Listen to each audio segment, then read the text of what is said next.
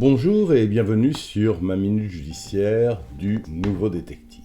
Pour cette semaine, je vais vous parler d'une avancée majeure dans la disparition de Lina. Souvenez-vous, c'était il y a 10 mois, une jeune fille de 15 ans disparaissait alors qu'elle était à la plaine en Alsace. C'était le 23 septembre, entre 11h15 et 11h22, horaire précis où le téléphone portable de l'adolescente se coupe.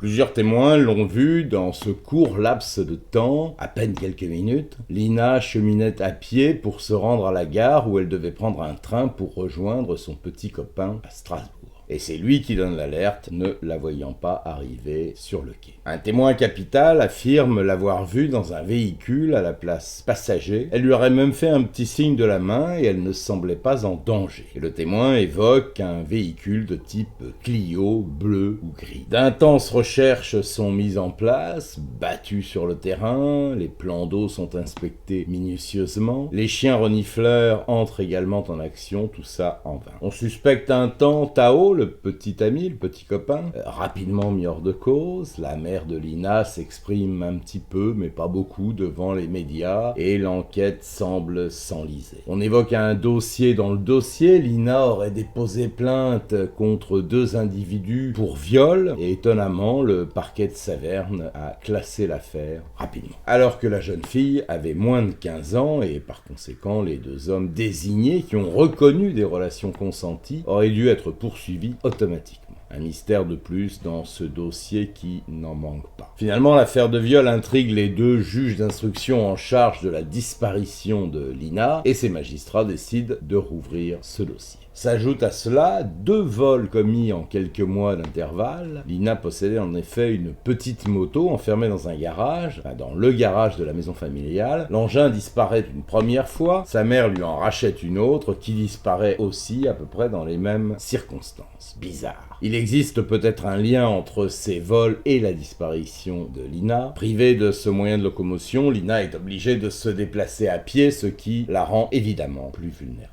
Un de ses ex-petits copains meurt dans un accident de voiture peu de temps après la disparition de Lina. Il peut s'agir d'un suicide. Là encore, les enquêteurs s'interrogent sur la concomitance des drames, mais il semble que cette piste n'aboutisse pas à grand-chose.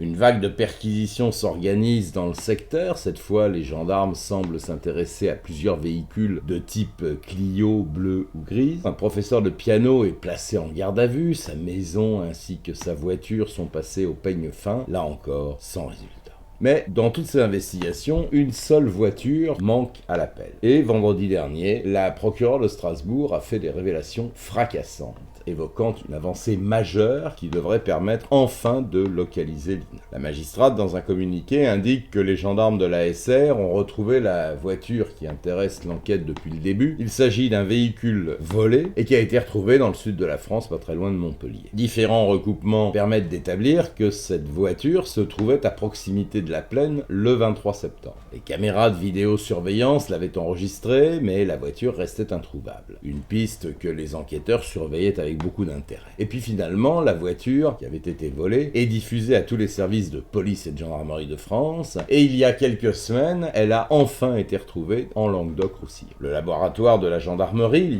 l'IRCGN, effectue des recherches minutieuses dans ce véhicule et découvre plusieurs traces ADN appartenant à Lina. Et des traces qui sont à plusieurs endroits dans le véhicule, preuve incontestable de la présence de cette jeune fille dans ce véhicule.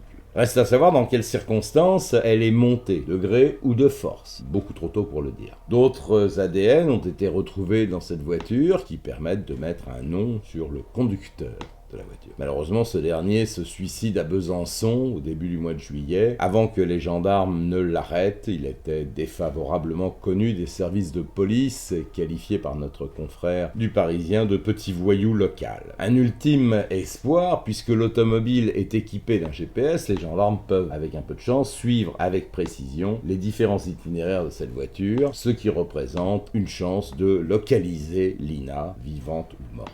L'affaire de la disparition de cette jeune fille a connu une avancée majeure, selon les termes de la procureure, et il y a de fortes chances que les événements se bousculent dans les jours à venir. Dès mardi, soit le 30 juillet, les gendarmes ont repris les fouilles sur le terrain, pour l'instant sans résultat. Je vous tiendrai bien sûr informé de la suite de ces opérations. Si ce dossier vous intéresse, je vous invite à lire l'enquête complète de Sixtine Lepers dans Le Nouveau Détective, à sortir mercredi prochain. Voilà, c'était ma minute judiciaire du Nouveau Détective. Je vous dis à la semaine prochaine pour une nouvelle minute judiciaire.